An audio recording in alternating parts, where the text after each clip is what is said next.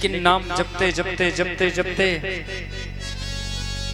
और कभी छोटी सी बुराई हम देख लेते हैं तो उससे भी संलिप्त हो जाते हैं। कोई झगड़ा कर रहा होता है और वहां पहुंचने के बाद आवेश में हमें भी क्रोध आ जाता है, तो हम भी तो अपराधी बन जाते हैं, अपराध करने लग जाते हैं। तो उस समय क्या होता है, उस समय जो सत्संग मुझे मिला रहता है उस सत्संग को मैं भूल जाता हूं। और तो और बताएं आपको, हमारी जो इंद्रियां हैं, इन इंद्रियों में हमारी दो इंद्रियां बहुत प्रमुख हैं। एक है आंख और दूसरे हैं कान। क्योंकि कुछ अपराध हमसे ऐसे भी हो जाते हैं आंखों से देख करके और कानों से सुन करके।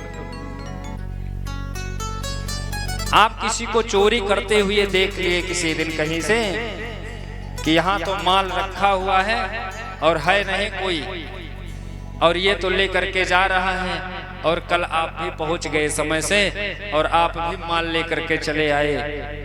चोरी किया आपने, अपराध हो गया ना। तो कैसे हुआ? दृष्टि के माध्यम से आपने देखा कि इसने चोरी किया और इसको चोरी से इतने फायदे हो गए, आप भी चोरी कर लिए। तो आंखों के माध्यम से ये अपराध हुआ, देखने से। अगर मैंने देखा तो ये अपराध हमें लगा, क्यों? ये पाप मुझे देखने से ही हो गया।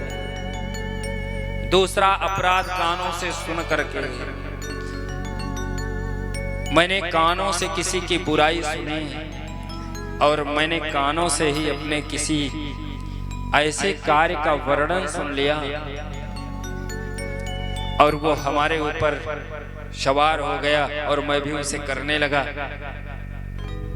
कभी कम फायदे हो व्यवसाय में तो दूसरा व्यवसायी बताता है ऐसा है ना, हम तो ऐसे ही कर लेते हैं, इसकी मार्जिन ज्यादा बढ़ जाती है, तो दूसरा भी करना शुरू प्रारंभ कर दिया।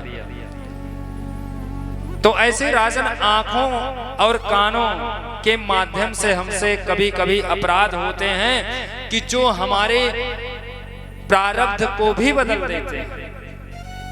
कमाया तो हमने बहुत, लेकिन आज कर्म बिगड़ गए। क्यों?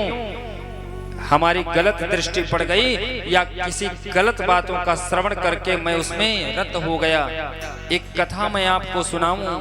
एक अजामिल नाम का ब्राह्मण था जो भगवान का भक्त था, धर्मनिष्ठ कर्मनिष्ठ था। प्रतिदिन यमुना जी जाया करता था, स्नान करता था